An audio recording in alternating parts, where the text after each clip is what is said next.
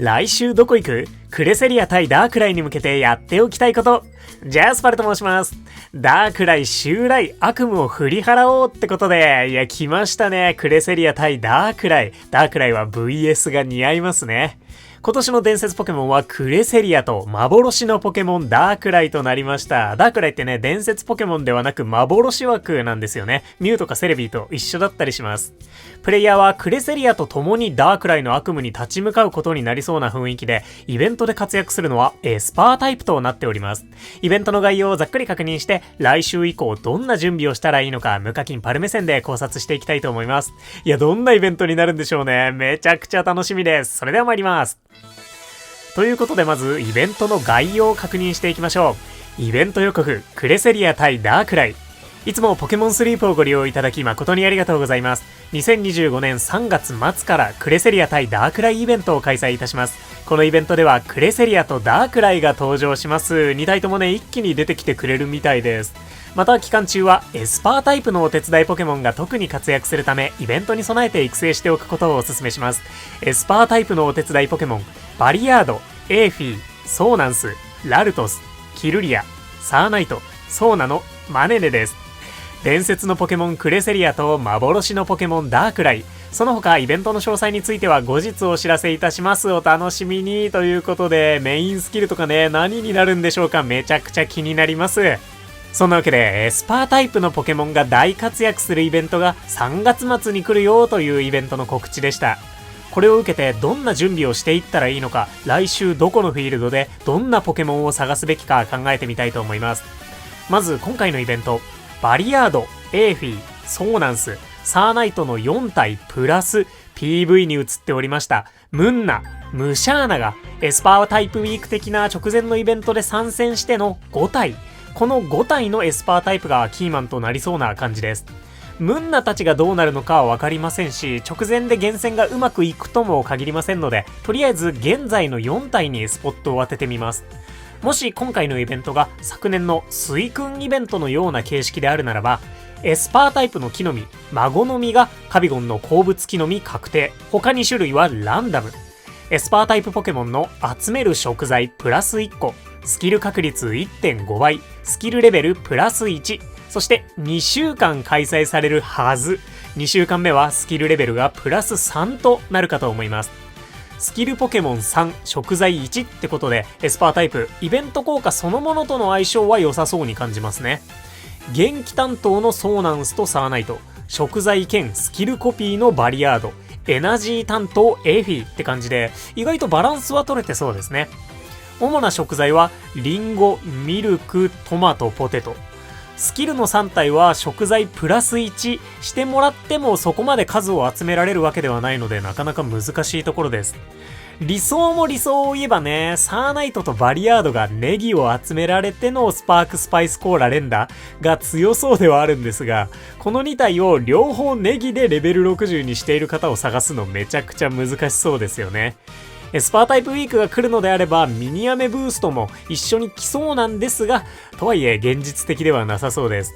そしてそれ以外の食材、大型料理では組み合わせが絶妙に噛み合わなそう。バリアードとサーナイトのコーンで若草サラダを作るとかは普通にありえそうなんですが、エスパーの木の実以外がガチャになる関係上、エーフィー以外のエナジー担当、とりわけ木の実担当を入れられるかは運次第となります。となると料理で攻める方が確実性が高そうです。料理もガチャなんですけどね。料理で攻めるのであれば若草サラダよりは負けん気サラダを狙いたいところとなってくると、思いつく戦略は3つほどでしょうか。まずエーフィープラス料理のチーム。堅実な打点はエーフィーで稼ぎつつ、それ以外のポケモンで食材を回す形。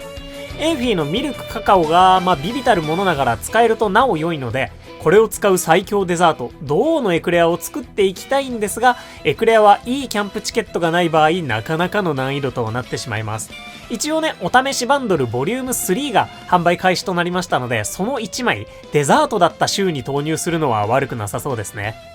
次に、バリアード軸のサラダ編成。バリアードのモノマネで、レントラー、マスカーニャ、ジバコイルあたりの料理パワーアップをコピーして負けん気サラダを狙っていくなんていうのは、メンツが揃っていれば無課金でもそれなりに戦えそうです。当然問題は編成したいポケモンを揃えるハードルと、バリアードがそんなにメジャーなポケモンではないというハードルでしょうか。ちなみにバリアード、イベントの食材補正があってようやくウツボットよりちょっと強いくらいなので、編成するのであればスキルも活かしていきたいところです。スキル確率アップのサブスキルなしでもヒーラー込みで1日3回近くスキルを使えるようなので、ウやサーナイトあたりと組めればかなりパワーを発揮してはくれそう。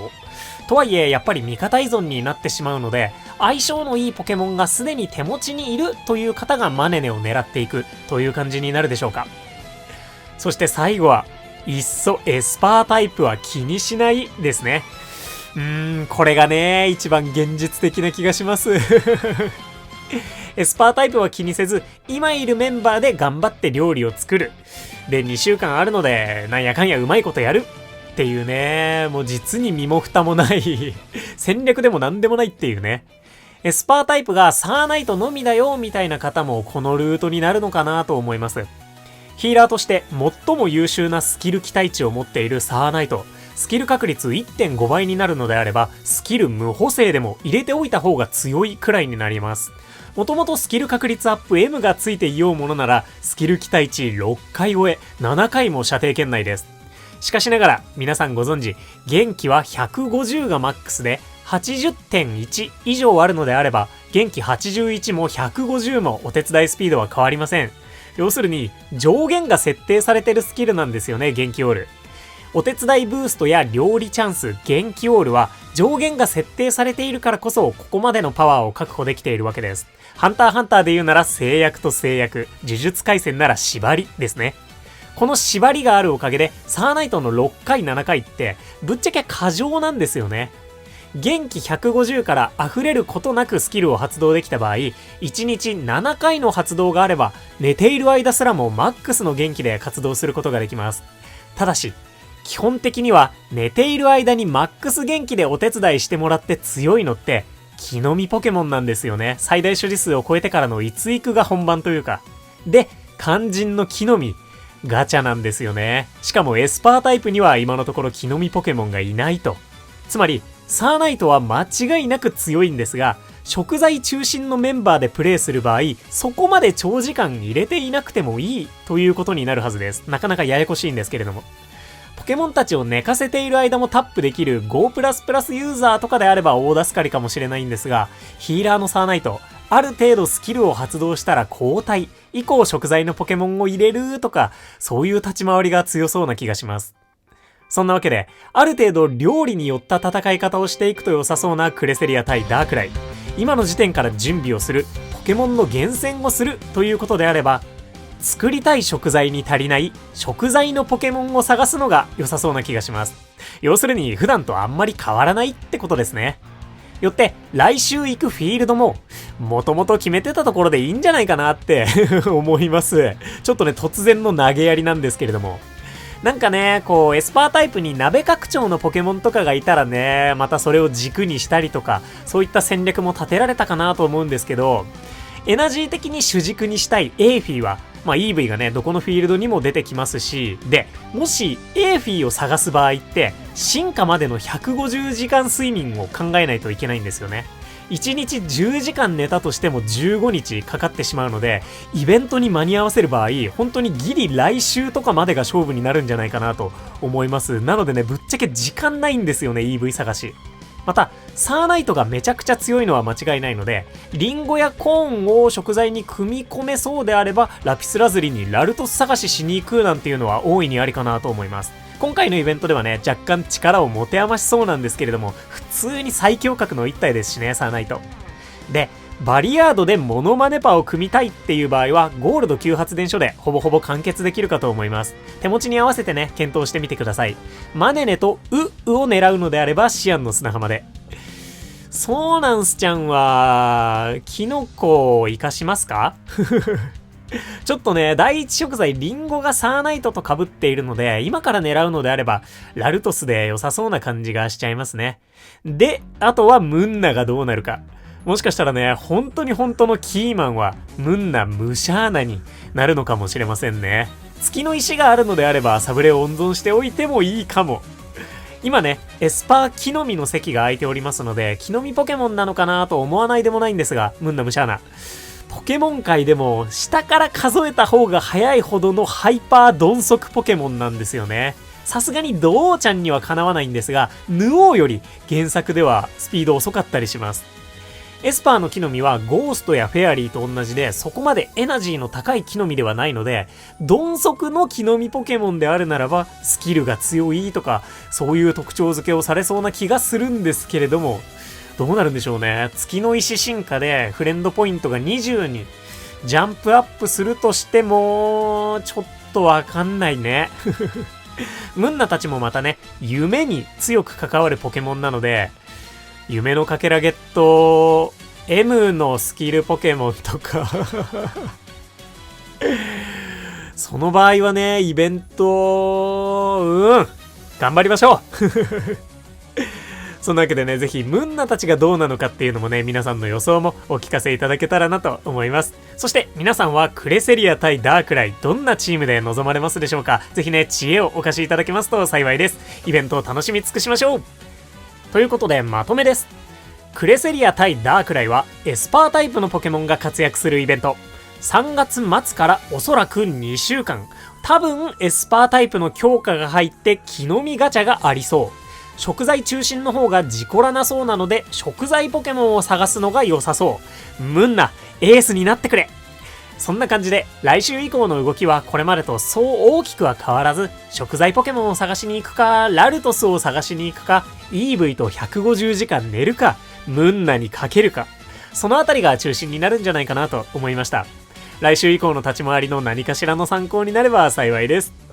そんな、来週どこ行く？クレセリア対ダークライに向けてやっておきたいことでした。後半はパル自身の来週どこ行くをお話ししていきたいと思います。いや、どこ行こう全然考えてないんですよね。ではその前にポケモンで直後のスクスクウィークのリサーチやっていきたいと思います。イベント告知初見リアクションとともにどうぞ。じゃあおはようございます。パルと申します。ポケモンプレゼンツ見てきた。おはようございます。ポケモンプレゼンツ見てきました。ダークライ VS クレセリア。開催決定ということで、どういうイベントになるんでしょうってことでね、朝一ね、このポケモンスリープ側の詳細を見ずに、なんやかんやしておきましたので、ちょっとね、初見でみんなと一緒に見ていけたらなと思います。いや、ダークライが来るっていうのは当たったね。さあ、見ていきましょう。なんか詳細来てるかな？お知らせ。ポポン来ましたー。ポケモンデーパック、ログインでもらえるやつ。ちょっととりあえずこっから見ていくか。ログインでもらえる。そういえば、去年もあったよね。ダイヤ1000個でかすぎん？マジダイヤ1000個でかすぎるね。ポケサブル10枚ダイヤ1000個ありがとうございます。昨年もあったような気がいたしまして、ポケモンデー2025パックなんてそういえば昨年もあったわ。あった気がするけど完全に忘れてました。ちょっと見ていこう。いつもポケモンスリープをご利用いただき誠にありがとうございます。ポケモンデーパック 2025-2025SML が出てきますよと、メインスキルの種も入ってますよということなんですけれども、サブスキルの種はいかがなんでしょうか。 S パックは250ダイヤでスパサブが買えるよといったところ、まあさすがに買わんかな。うーわ M パックサブ種入ってんじゃん。買いです買いです。で、L パックはサブレがどっちりメインスキルの種って感じか。まあ、L パックは全然いいかな。もう全然 M じゃない。これ M 買おう動画出さなきゃじゃない。M はみんな必ず買おうね動画を出すか。出してもいいと思う。まあ、仲良しのお子さんはまあ別にだけど、スパサブも5枚ついてるんでしょ。まあ別に。ね、無課金パルはスパサブ余らすでおなじみなんだけどまだ全然余ってるんだけどね、サブタネ1200ダイヤで買えるのにこっちで来るんだね。ホリデーで来なかったからさ、もう何サブスキルの種もうめちゃ価格高騰なのって思ったけど、そうじゃなかったんだね。サブタネを売ってくれるということで、もうすぐ買いたいなと思います。もう売られてる？これもしかしてこれもう売られてんのかな。いつから？あ、今日の1時からだ。オッケー、買います。買いましょう皆さんしかも全然発売期間短い。でもパックっていつもこんなもんか。オッケー、そんな感じで、うわー、かっこいいイベント予告。クレセリア VS ダークライ。先にクレセリアを仲間にしてダークライに挑むみたいな構図になるんでしょうかね。見ていきましょう。いつもポケモンスリップをご利用いただき誠にありがとうございます。2025年3月末からクレセリア VS ダークライイベントを開催いたします。このイベントではクレセリアとダークライ両方出ちゃう。また期間中はエスパータイプのお手伝いポケモンが特に活躍するためイベントに備えて育成しておくことをお勧めしますということで、バリアード、エーフィー、ソーナンス、ラルトス、キルリア、サーナイト、ソーナのマネネと PV に映っておりましたムンナ・ムシャーナがきっとね来るんだと思われます。伝説のポケモンクレセリアと幻のポケモンダークライ、その他イベントの詳細については後日お知らせいたします。お楽しみに。イベント詳細まだ何回ということで、でもとりあえず両方出てくるんだね。本当？両方出てきそう、この書き方だと。ただやっぱりクレセリアと力を合わせて、そのねエスパーの力でクレセリアの夢をね、いい夢を見せてくれるみたいな、そういうパワー、三日月の羽、その他もろもろうんぬんかんぬんでダークライに立ち向かっていって、ダークライもう深い眠りにつかせちゃおうみたいなね、そういうイベントっぽい雰囲気するけど、私がね想像してたのはダークライさんがパワーが強すぎてあんまりね周りの人々に悪夢を見せちゃうからもう嫌だって言って新月島に引きこもってる子なの。めっちゃ優しい子なのダークライ私の考えでは。でそんなダークライもぐっすり眠れるようにみんなでね、それこそクレセリアとかと力を合わせてみんなの眠気パワーでダークライもとその周りにいるポケモンたちも幸せに寝れるようにしたいねみたいな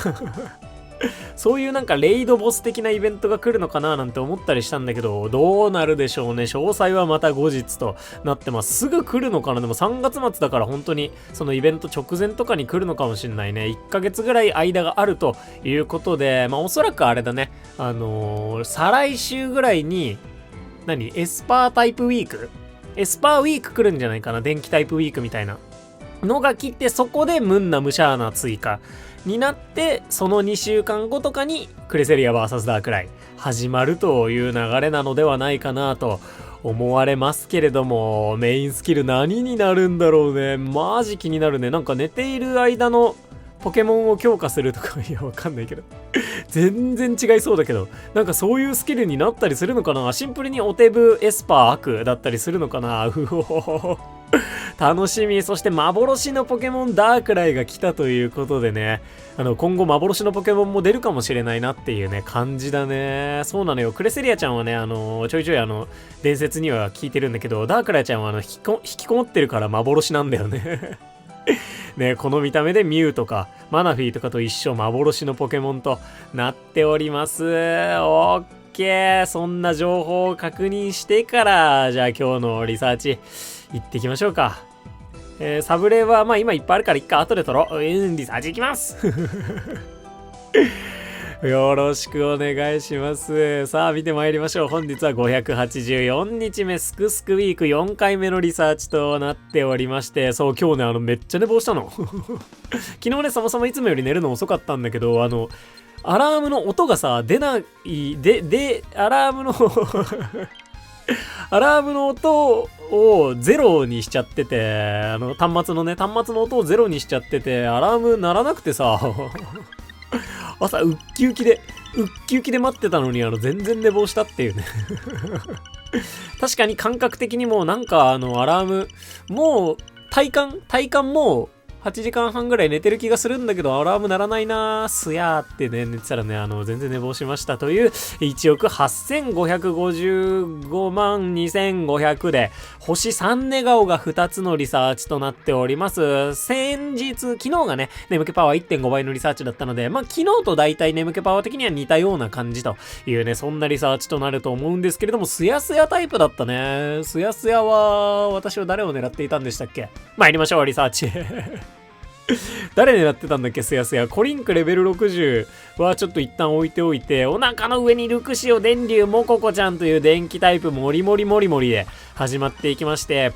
コリンクの飴はがっつり集めておきたいね。この子はオスかメスかちょっといまいちわかんないルクシオパッと見でわかんないんだよな。ね、オスメス両方いたらね、さすがにわかるんだけど、パッと見でわからんよといったところで、しっぽかきねの電流ちゃんが来てくれておりまして、さあ、周りぐるりと見ていきましょう。パモの飴たくさん欲しいな。夢で走ってるオスのコリンクいる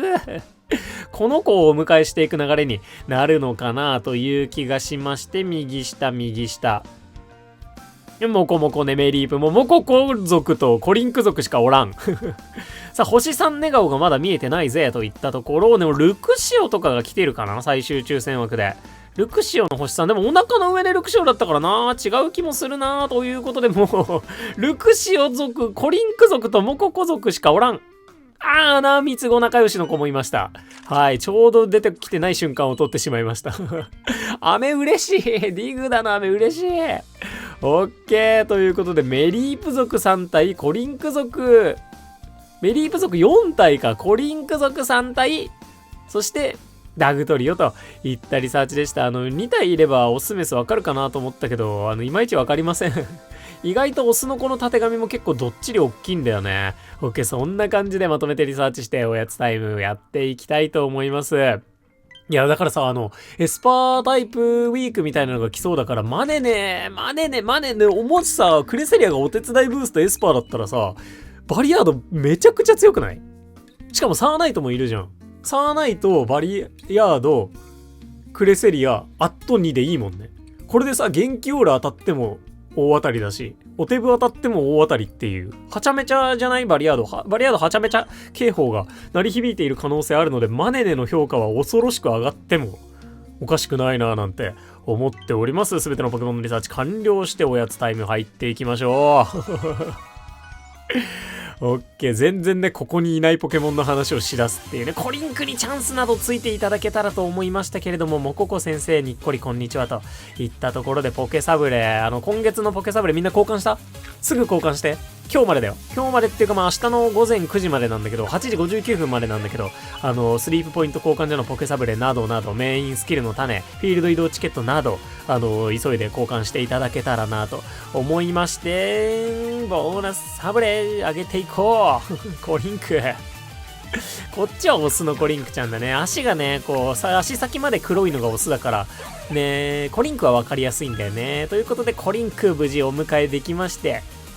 以上で終えていこうかな。そんな感じのリサーチとなりました。コリンクの飴とにかく全然足りないからめちゃくちゃ稼いでいきたいね。やっぱね、コーヒーポケモンの方が需要高かったのもあって、フレンドリサーチで送られてくるのも圧倒的にアゴジムシ、ココドラの方が多かったなという背景あったりします。せっかくお腹の上で、多分最終抽選枠もこの子だったよね。が来てくれたのでね、ルクシオのお腹の上にしておこうと思います。飴サンキュー30個以上のコリンクの飴ありがとうすぎますね。それよりも多いメリープの飴といったところとなっております。リサーチ報酬受け取っていき、リサーチ XP は1万、夢のかけら1万7000、バチバチのリサーチだ。サンキュー。やっぱお腹の上根が跳ねると本当にゴールドは下振れにくいね。ありがとうリサーチ。そしてコリンクをお迎えしました。レベルは13。この子はオスで冷静な食材お手伝い確率上がってるやん。育てづらいんだけれども、ステータスドン。SP461。木の実 S ではない。食材なんでしょうか？せーの。ほい。C コーヒーじゃないやつ。C コーヒーじゃないやつね。でも AAB めちゃめちゃ強いよね。パワーは一番出るんじゃないかなと思いまして、料理パワーアップ S レベル3だ。スキルレベルアップ S も持っててほしいね。もうすでに食材お手伝い確率上がってるから、この子もバチョバチョのコリンクちゃんである可能性あるね。サブスキル見ていきましょう。せーの。食 S オーテ SPS マジめっちゃ強いじゃん。めっちゃ強いんだけど、飴がこんだけなんだよね。で、育てづらいんだよね。待って、もう一体さ、今すでにレントラーが一体いて、その子もトマトなんだけど、勇敢なんだよね、その子。勇敢なんだよね。この子、冷静なんだよね。勇敢と冷静でね、スキルレベルアップ M ってるね。強いね、コリンク。どうしようね。本当にどうしようね。悩ましいね、マジで。いや、悩ましいが悩ますぎるんだけど、ちょっとはちゃめちゃに強いコリンクちゃんはお迎えできました。さすがにもろもろ考えなきゃいけなそうなコリンクだね、この子は。オッケー。ちょっと検討に検討を重ねたいと思います。ありがとう、コリンク。バチバチのコリンク来てくれました。ね、コーヒー厳選はね、まるで進まないのに、なんでだろうね。やっぱね、こう、物欲センサーってあるよね。そんな感じでサブアカバトンタッチしていきたいと思います。ありがとう、コリンク。さあ、どっこいしょ。サブアカのリサーチもやっていきたいと思います。スイ君、新しい伝説ポケモン来るって、パワーバランスどうなるだろうね、またね。気になります。そしてやっぱあれだね、パッケージ伝説はまだだね。まあそうだよね、ライコウスイ君エンテイが来て、すぐには出てこなそうだなと思ってたけど、しばらくは純伝説で行くって感じなんだろうなと。思いますね。さあやってまいりましょう。サブアカのリサーチ、ぐっすりも多めですけど、すやすやにはならずぐっすりタイプとなりました。よろしくお願いします。さあ見ていきましょう。こっちもね、ムケパワーは、まあ大体昨日と同じぐらいといったところかな。メインアカウントの方がね、料理大成功運がちょっこり良くて若干エナジーは多いかなといったお腹の上なしリサーチとなっているので、まあでも星3コドラとかかな。どうでしょうね。ネムケパワー1億5896万8500で、星3ネガを4つとなっております。先ほどとは打って変わってぐっすりタイプのリサーチとなりまして、見ていきましょう。ココドラの飴たくさん欲しいゾイ。いや、そっか、お腹の上ね、いないんだった。で、いないことにびっくりしてしまいました。ゴロゴロねのゴロン先生がね、ポケモンコンシェルジュ見たポケモンコンシェルジュのゴロン、愛おしすぎない？ちょっとこの話はまた今度にするか。ポケモンコンシェルジュ良すぎたんだよな。ゴロン可愛すぎてさ。ゴロンゴローンってなった。マジ、ゴローン育てたくなった。乱れが見ているのはウェルカモ先生、バラバラ冬ね。レアコイル先生ということで、ウェルカモちゃんが最終抽選枠だったのであれば、星3ネガオはこれ以上強い子は来ないかなといったニコニコネのウパーね、ポケモンコンシェルジュ見た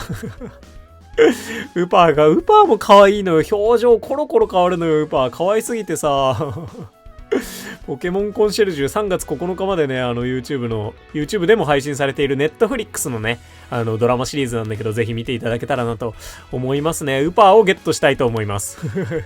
さあ、星3ネガはあと1個なはず。誰が来てくれてるんでしょうか？コードラもちゃんと来とるやないかいということで、電磁冬豪快お枝やかよろしくどうぞといったところで、ゴローンちゃんもう一体いたぜ。君の話をしきりにしていたよ、私は。オッケー、素晴らしいリサーチなんじゃないのこれは。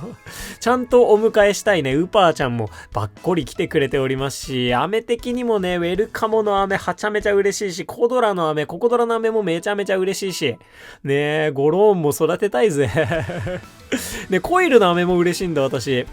コイルもね、2体いるんでね、自爆コイルが。なんなら3体目まで育成しようかどうかすらね、検討しているぐらいでありますので、チャンスがウパーにつくんだ。もうポケモンで。3級ポケモンですぎない？これはもうボナサブどっちりコースだね。はい。何を言ってるか分からねえと思いますが、ボナサブどっちりコースで、さすがにおえか。今言うてもその手元にポケサブレいっぱいあるといえばあるんだけど、でも来月さ、ムンナも来るし、多分。十中八九ムンナも来るし、ってなると、やっぱここでおえが正解なんじゃなかろうかと思いますね。オッケー、じゃあこれにておやつタイム終了と。本当はね、今月もポケサブレ全部交換したんだけど、メインスキルの種を1年12個集めようと思ってるから、今日の1枚は鉄タベネでいっか。ウーパーちゃんにするって話じゃなかったっけ、私。まあ、いっか、鉄タベネで。まあ、いっか、鉄タベネでね、としていきながら、何の話してたっけ？そう、メインスキルの種をね、1年12個集めようかなと思っているので、本当はね、月15枚ぐらいしかポケサブレ交換しちゃダメなの。ダメなんだけれどもといったところだね。まだね、昨年からの持ち越し分があるので、それでポケサブレを交換しているというところにはなっているんだけど、年末苦しくなりそうだからね、こう、プレゼントありがたく頂戴しておきたいな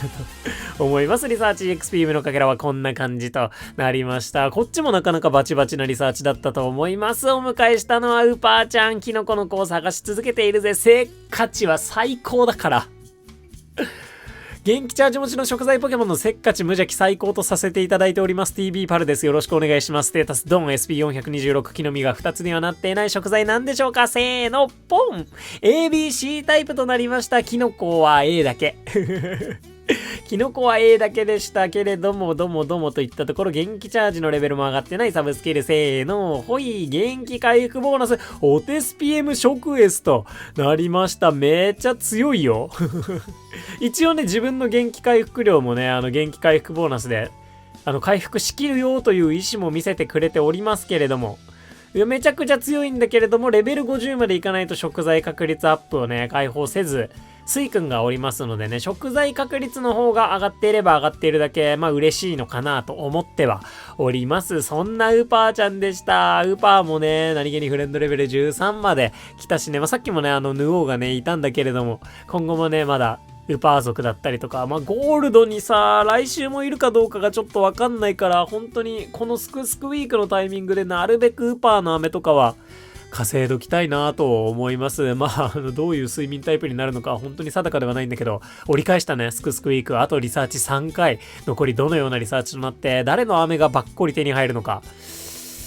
期待していきたいなと思います。そして動画たくさん作らなきゃだね。まず来週どこ行くを作んなきゃいけないし、あれかな、今日の12時になんかまたお知らせ来たりするかな、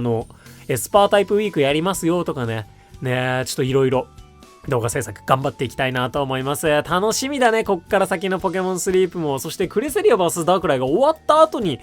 何が来るのか。1周年というか2周年のタイミングで新フィールドが来そうな気もしないでもないし、非常に妄想が膨らみます。そんなポケモンプレゼンツがあった直後の今週スクウィーク4回目のリサーチでした。ありがとうみんな。本当に楽しかったぜ。サンキュー。さあ、ということで戻ってまいりまして、いや、ダークライの登場予想当たりましたね。ちなみにね、この動画で以前お話ししておりました。X でね、ニトヨンさんが予想当てててすげーってね、いう風に言ってもらいました。もうよく見つけていただいて本当にありがとうございます。まあ、でもね、一応私の予想だと、ダークライって周囲に望まぬ悪夢を見せちゃうから、みんなの眠気パワーで悪夢を払って、ダークライも一緒に眠れるね、ハッピーみたいなやつを想像してたんですけど、PV さ、思いっきり悪意を持って襲来してる感あったよね。どうしたんだろうね。新月島追い出されちゃったんかな。再開発でもされるんねえ、なんかそんな雰囲気だったし、イベント名もね、思いっきり VS ダークライだしさ、まあダークライの前には VS をつけなきゃいけない風習はあるかとは思うんだけど、ちゃんとね、なんか戦いそうな雰囲気だったので、そこは予想と全然違ったなという感じでしたね。まあ、本当に実際どういうものになるのかマジで楽しみだね。なんなんだろうね。眠気パワーが一定分溜まったらダークライが出現してゲットできるようになるとか、1週間目にクレセリアをゲットして2週間目にダークライに挑むとかになるのかね。ほんとどうなんだろう。一応ね、今回前半ではね、水訓イベントの効果を踏襲した予想でお話ししたんですけど、全然これまでのイベントとはまるっきり違う感じで来てくれたらなーなんて、一プレイヤーとしては思っちゃいますね。こう、5++のナイトキャップピカチュウみたいな感じで、クレセリアが幻のシックスマンとして参戦してくれて、毎日一緒にお手伝いしてくれるとか、勝手にエスパータイプのお手伝いブースト使ってくれるとか、なんかね、やってほしいよね。そんなね、予想を超えたイベント、ぜひお待ちしております。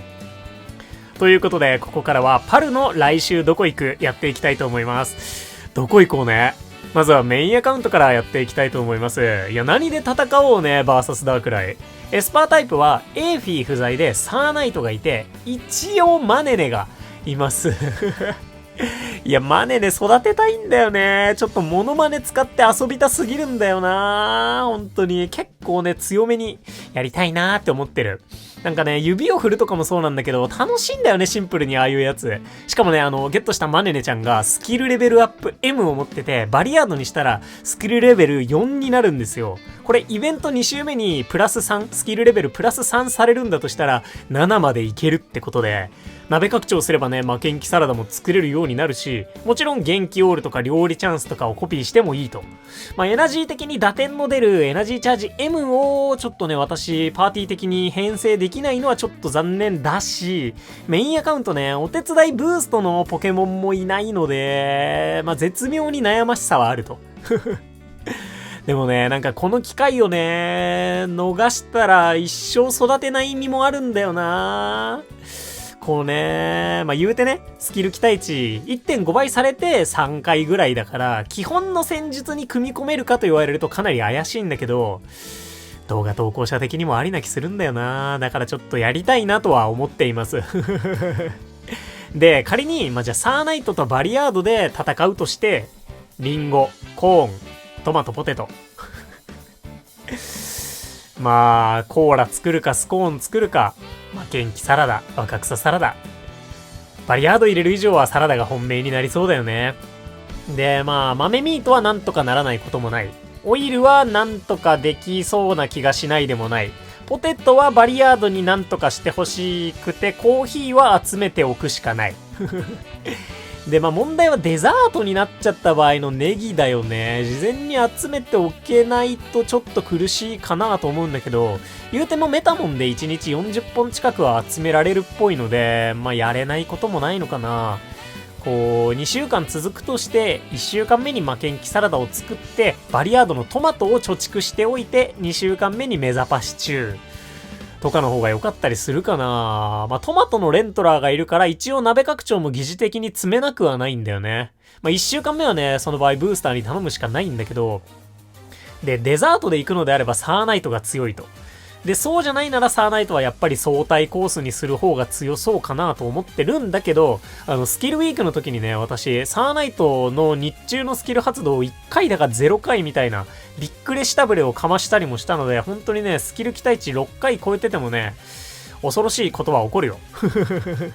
逆にね、上振れる可能性もそれだけあるということなんだけど、でよ、ここまでを踏まえて、私は来週どこに行ったらいい？言うても一番狙いたいのは多分サラダを狙うのがいい気がするんだよね。で、サーナイト、バリヤード、デデンネブースター、オイルの海流、コーヒーのクワガノン、豆ミートのキテルグマ。枠あるこれ。枠なくない？サーナイトとブースターはタイミング見て外すとして、海流、クワガノン、キテルグマモノマネしてもあんまり強くないんだけど。結構難しいね、バリアードね。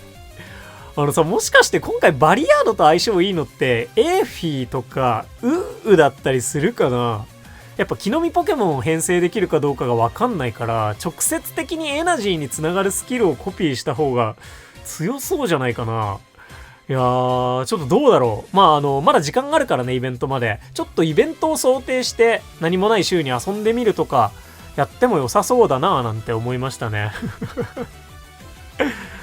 といった感じでバリアード軸はとてもやりたいなとは思っているんですが、現実的かどうかはちょっとわかりません。私のパーティーでは。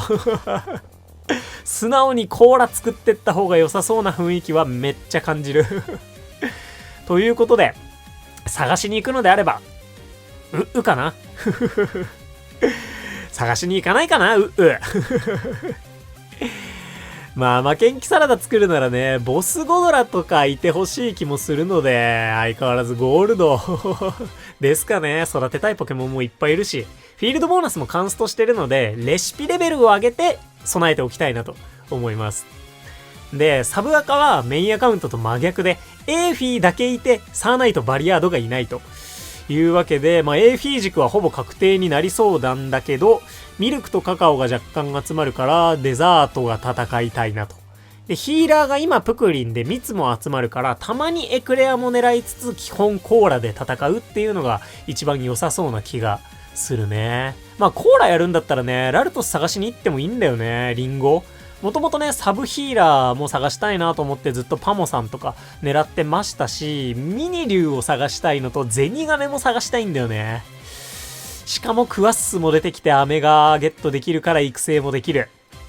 となってくると、めちゃくちゃ後ろ髪引かれるけど、ゴールド脱出してラピスラズリ行ってみようかしらね。いや、ラピスラズリにもマネで出てよね。もともとね、一番最初はお香が設定されていたりもしたんだけれども。そんな感じでね、ちょっとサブアカはラピスラズリの方向性で考えておこうかなと思います。いや、難しそうだね、今回のイベントね。本当にエスパータイプをちゃんと活かすのが難しそうっていうか、やっぱエーフィー以外がどちらかというと補助っぽい役割のポケモンたちだから、みんなね、エースではないっていうね。なのでね、ムンナ